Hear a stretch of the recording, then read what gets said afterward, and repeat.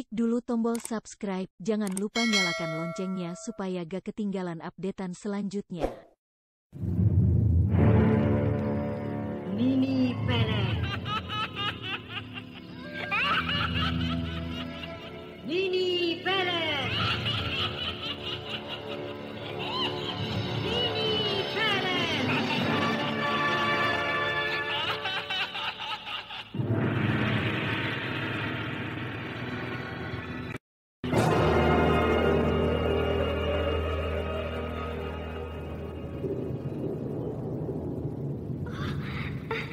Terima kasih, Nini.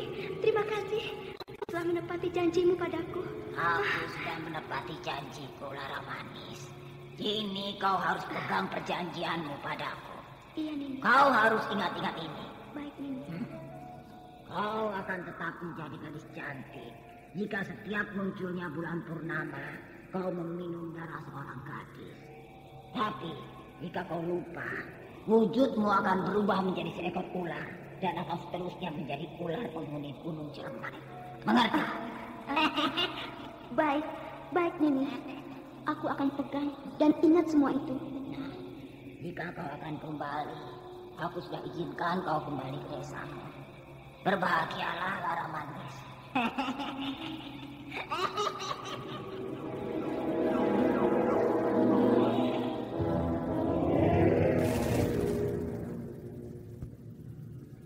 Perempuan sial. Tidak tahu diuntung. Jaga ucapanmu tadi. Ha? Apa salah saya? Saya tidak suka dan Pandali memperlakukan diri saya tidak senonoh. Saya bukan gadis murahan. Saya datang dari jauh hanya ingin kerja, ingin membantu orang tua saya. Kenapa saya diperlakukan tidak senonoh? Cik. Aku cicik melihatmu. Sekarang kau masuk ke kamar itu. Ayo masuk, masuk. Atau aku akan memaksamu. Tidak. Ayo. Lepaskan tangan saya. Tidak. Jangan cengeng kayak anak kecil. Ayo jalan. Jalan. Misteri Nini Pelet. Kali ini mempersembahkan episode ke-18 dengan judul Titisan Dewi Sumbi. Naskah karya Ari Hidayat. Teknik dan montase Moko Metal. Dengan sutradara Dian Pertiwi.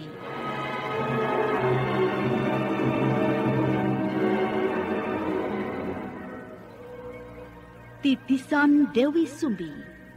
Suatu kisah tragedi pembalasan dendam seorang gadis desa yang terusir dari lingkungannya karena penyakit menular yang konon sangat berbahaya. Berkat bantuan Nini Pelet dengan perantaraan roh Dewi Sumbi, akhirnya gadis tersebut sembuh dari penyakitnya, bahkan menjadi gadis yang tercantik di desanya. Dalam seri yang keempat ini, didukung oleh Asriati sebagai Nini Pelet, Indrawati sebagai Lara Manis, Herman sebagai Pandali, Beni sebagai Ki Sembarang, Endah sebagai Sawitri, Susi sebagai Jalang, Lanti sebagai Dimanti, dan Slamet sebagai Komeng. Pengantar cerita, Eli Kusuma. Selamat mendengarkan.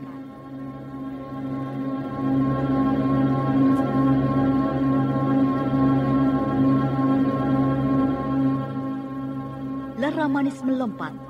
Gadis itu keheranan. Gadis bergaun putih yang semula ada di dekatnya, tiba-tiba menghilang. Dan yang ada di hadapannya kini adalah seekor ular besar yang tengah merayap-rayap. Ular? Dari mana munculnya ular itu? Kemana gadis bergaun putih tadi? Kenapa dia menghilang? Aneh sekali. Lara Manis berlari meninggalkan tempat itu dan terus menerabas kegelapan malam. Dan pada saat itu juga, ular itu tiba-tiba lenyap dengan meninggalkan asap merah. Gelap sekali.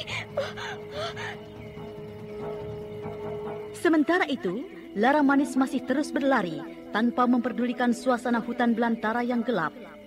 Tak lama kemudian, mendadak Lara Manis menghentikan langkahnya karena melihat sebuah pondok kecil di hadapannya. Ada sebuah pondok kecil. Rupanya di hutan ini ada penduduknya juga. Oh, apakah pondok kecil itu milik gadis bergaun putih yang aku temui tadi? Oh, sebaiknya aku numpang istirahat di pondok itu. Apakah penghuninya ada di dalam? Tapi di dalam ada cahaya api obor. Mungkin penghuninya ada. Pintunya tidak dikunci. Biar aku masuk saja ke dalam pondok ini. Sepi sekali di dalam pondok ini. Pak, Bu, siapa pemilik pondok ini ya? Keluarlah. Pak, Bu. Biarlah, nanti juga orangnya keluar. Ada hidangan. Lara Manis melotot. Tiba-tiba dia melihat ada hidangan di atas balai-balai yang ada di sudut ruangan itu. Apakah hidangan makanan itu memang sengaja diletakkan di atas balai-balai itu? Tapi di mana pemilik pondok ini? Sejak tadi orangnya tidak muncul juga. Lara Manis mendekati balai-balai itu. Sejenak dia memperhatikan hidangan yang tersedia di atasnya. Aku memang sedang lapar sekali. Sepertinya malam ini nasibku sedang beruntung. Tapi rasanya aneh. Hidangan itu terlalu mewah, lengkap dengan buah-buahan. Pantasnya hidangan itu santapan orang-orang kaya atau para bangsawan. Apa mungkin ya pemilik pondok ini setiap hari makan enak seperti itu? Lara Manis tidak ragu lagi. Dia memang sedang kelaparan. Dia langsung menyantap seluruh hidangan itu dengan lahapnya.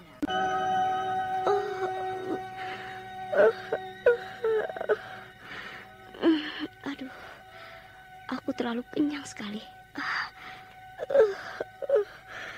Rasanya aku jadi mengantuk.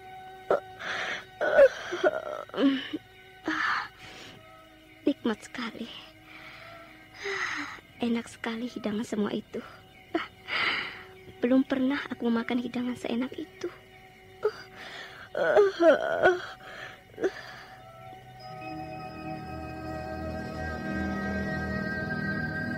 Tiba-tiba Lara Manis merasa ngantuk sekali.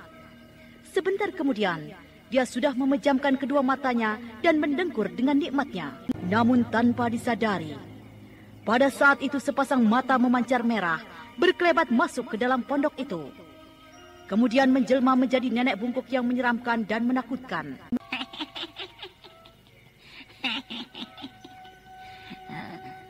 Gadis itu tertidur pulas. Dia sudah menghabisi hidangan tipuan itu.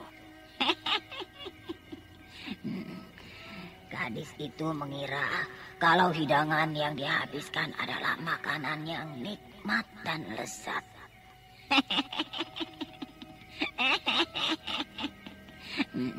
Matamu sudah tertipu, Manis. Itu bukan hidangan. Kau sudah menyantap binatang-binatang kotor.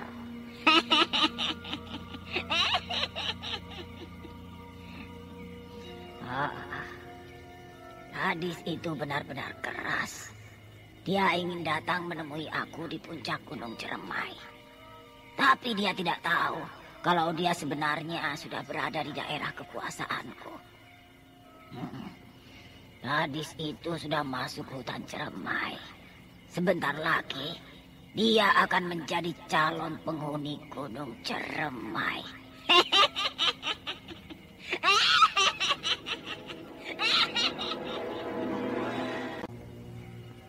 Sekejap saja, nenek bungkuk yang tidak lain adalah Nini Pelet itu lenyap meninggalkan asap merah. Suasana menjadi sunyi dan sepi. Hanya suara dengkuran Lara Manis yang membujur bagai mayat di atas balai kayu. Pagi sudah tiba. Sinar matahari memancar menghantam wajah Lara Manis. Perlahan-lahan gadis itu membuka matanya. Lara Manis terkejut dan melompat. Kuburan. Kenapa aku jadi tidur di atas kuburan? Kemana pondok itu? bukankah semalam aku tidur di dalam pondok itu? Oh, pondok itu hilang. Aduh, kepalaku rasanya pusing.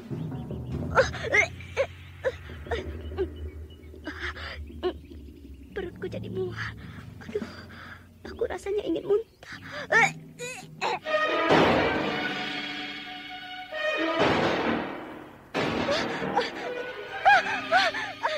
Tidak.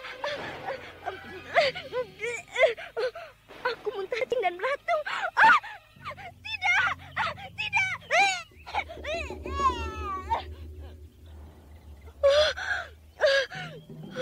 Tidak. Apa yang sudah aku makan? Kenapa aku muntah darah bercampur cacing dan belatung? Binatang menjijikkan. Apakah makanan yang semalam aku makan itu? Kukira memang benar. Aduh, pasti makanan semalam yang aku makan itu. Tapi makanan itu benar-benar makanan enak. Kita tinggalkan Larang Manis. Kini kita melihat ke desa Simpruk. Siang itu di rumah Ki Sembarang, kepala keamanan desa, nampak Ki Sembarang dan Komeng tengah duduk bercakap-cakap di serambi rumahnya. Komeng. Iya. Sepertinya tidak ada lagi kabar Larang Manis. Benar Ki Sembarang. Gadis itu tidak muncul-muncul lagi. Mungkin dia sudah takut pada kita. Biar saja dia ya. mampus kalian. Aku malah senang jika Larang Manis memang tidak muncul-muncul lagi di desa ini. Iya. Mungkin juga dia sudah pergi dari desa ini. Wah, apa mungkin begitu Ki? Ya mungkin saja. Karena kemarin Nyai Selir ibunya kebingungan mencari anak gadisnya itu. Ki Sembarang, dengar Ki. Gadis-gadis itu di dalam nampaknya sedang gembira sekali Ki. Biarkan saja Komeng, biarkan. Biarkan mereka gembira sepuas-puasnya. Nanti malam mereka sudah harus dikirim ke tempatnya. Apakah tempat penambung biasa itu Ki? Iya, kau bodoh. Bukankah itu tugas kita berdua? Iya ya. Gadis-gadis itu tidak tahu kalau sebenarnya mereka akan kita jual. Ki Sembarang, aku lama-lama khawatir Ki. Aku takut usaha kita menjual gadis-gadis desa akan bisa terbongkar oleh penduduk. Kenapa kau punya pikiran begitu? Bukankah hingga kini tidak ada seorang pun yang tahu? Tapi lama-lama bisa ketahuan juga Ki. Tenang Komeng, tenang. Kenapa sih Den Pandali mau menjalankan usaha menjual gadis-gadis desa? Dia itu kan orang yang dihormati di desa ini Ki. Sepertinya pekerjaan ini hina sekali buat Den Pandali. Kata-katamu membuatku mual, Komeng. Tidak enak didengar di telingaku. Kau banyak mulut. Kau tanya uang. Mengerti kamu? Iya Ki, iya mengerti. Kau harus jaga ucapanmu tadi itu, Komeng. Aku tidak mau lagi mendengar kata-katamu itu. Iya Ki, maafkan saya Ki, maafkan Komeng Ki. Sudahlah, kau tunggu di sini. Aku akan masuk ke dalam. Aku mau melihat dulu gadis-gadis itu yang ada di dalam. Cepat beritahu aku jika ada orang datang. Atau melalui depan jalan rumahku ini ya. Baik Ki, baik. Ki Sembarang melangkah masuk. Sebentar saja tubuhnya lenyap di balik pintu yang ditutup rapat. Laki-laki bertubuh tegap itu kini sudah berada di dalam. Dia berdiri di dekat pintu sambil memutar-mutar kumisnya yang tebal.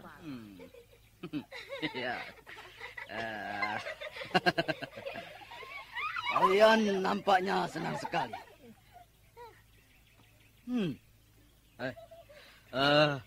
Kenapa dengan teman kalian yang satu ini? Nampaknya dia sedang melamun. Tidak bahagia seperti kalian. Memang, sejak kemarin Sawitri melamun terus. Ki Sembarang, sepertinya dia tidak betah di sini. Kami sudah berusaha menghiburnya. Benar apa yang dikatakan Jalang, Ki Sembarang. Sawitri sepertinya tidak mau bahagia seperti kami. Bukan begitu, Jalang? Iya. Sawitri, tidak ada gunanya kau melamun. Lihatlah Jalang dan Dimanti temanmu itu. Mereka nampaknya bahagia sekali kan? Sawitri anak manis. Apa yang menjadi beban pikiranmu? Saya ingat kedua orang tua saya, Ki. Oh. Saya ingin pulang. Saya tak betah tinggal lama-lama di sini. Oh, begitu. Kenapa jadi berpikiran begitu? Bukankah semula kau sudah meminta izin kepada kedua orang tuamu bahwa kami bawa kemari karena ingin bekerja, ingin merubah nasib hidupmu? Kenapa kini kau jadi berubah pikiran? Ki, saya tidak betah. Saya mau pulang. Loh. Jangan begitu, Sawitri. Aku malu pada kedua orang tuamu. Aku bawa jauh-jauh karena kau ingin mencari kerjaan, iya kan? Kau ingin membantu kedua orang tuamu. Wah, nanti hidupmu akan berubah. Kau bisa mempunyai pakaian-pakaian bagus dan banyak uang, Sawitri. Apa kau tidak senang begitu, ha? Tapi saya tidak tahu, Ki Sembarang. Pekerjaan apa sebenarnya yang akan diberikan kepada kami? Kenapa kami seperti disekap di rumah ini? Saya tidak betah, Ki. Oh. Apa kau tidak percaya pada Ki Sembarang ini? Ini, pekerjaan itu jangan dipikirkan. Itu soal mudah. Pokoknya kau dan teman-temanmu akan bekerja baik, menyenangkan. Masa kau tidak percaya pada Den Pandali? Dia itu yang akan memberimu pekerjaan. Den Pandali itu orang kaya, orang yang dihormati di desa ini. Apakah dia akan menipumu? Sudahlah, Sawitri. Sebaiknya kau berdandan seperti kami berdua. Iya, betul itu. Nanti kalau Den Pandali datang, dandananmu kusut begitu. Tidak menarik. Mana mau Den Pandali membawamu kerja? Iya, betul. Sejak tadi kau kami suruh mengenakan baju ini tidak mau. Disuruh dandan juga tidak mau. Kau malah melamun terus. Kau dengar, Sawitri? Teman-temanmu Jalang dan Dimanti itu tahu dan mengerti mana yang mereka anggap menguntungkan. Dan Pandali pasti senang melihatmu berdandan secantik mungkin. Kau cukup cantik, Sawitri. Kau bisa berdandan sesukamu. Saya tidak bisa berdandan, Ki Sembarang. Masa? Saya memang tidak pernah berdandan. Saya tidak bisa. Biarlah keadaan saya begini. Niat saya bukan untuk mempercantik diri. Saya hanya ingin kerja. Tapi kau harus rapi dan bersih. Ya, tapi baiklah. Kalau itu maumu, aku tidak akan memaksa. Tapi jangan lagi kau mempunyai pikiran untuk kembali ke rumahmu, ya? Ki Sembarang melangkah keluar. Lalu gadis bernama Jalang dan Dimanti mendekati Sawitri. Aku sungguh tidak mengerti sikap dan pikiranmu, Sawitri. Kenapa kau tidak berubah sikap kampunganmu itu? Kita nanti akan bekerja di suatu tempat yang lain seperti di kampung kita. Suasananya harus rapi, harus bersih, dan mempercantik diri. Benar. Kenapa kau tidak mau berdandan? Ayo, kau nampak akan lebih cantik kalau berdandan, Sawitri. Siapa tahu, dan jika melihatmu dia tertarik. Dia itu orang kaya, orang dihormati di desa ini. Apa kau tidak mau jika Den Pandali jatuh hati padamu? Kalian hanya berpikir kesenangan. Tapi kalian tidak mau berpikir tentang nasib kita nantinya. Kita belum tahu pekerjaan apa yang akan kita jalankan nanti. Pekerjaan apa yang akan kita terima nantinya. Kenapa harus khawatir? Bukankah Den Pandali orang yang bisa dipercaya? Dia pasti memberi pekerjaan yang baik buat kita. Terserah kalian. Tapi pikiran kalian berbeda denganku. Aku perlu berhati-hati. Anda sedang mendengarkan Sanda Channel. Meng, Ya, Ki. kau tunggu di sini ya. Jangan kemana-mana sebelum aku kembali. Ki Sembarang mau kemana? Aku ingin menemui Den Pandali di rumahnya. Nampaknya gadis bernama Sawitri itu tidak beres. Aku pergi dulu. Ki Sembarang, masuklah. Iya, terima kasih Den Pandali. Ada kabar apa? Nampaknya kau begitu penting menemui aku. Ada yang akan saya sampaikan, Den. Tentang gadis bernama Sawitri. Sawitri? Iya. Kenapa dengan gadis itu? Bagaimanakah kisah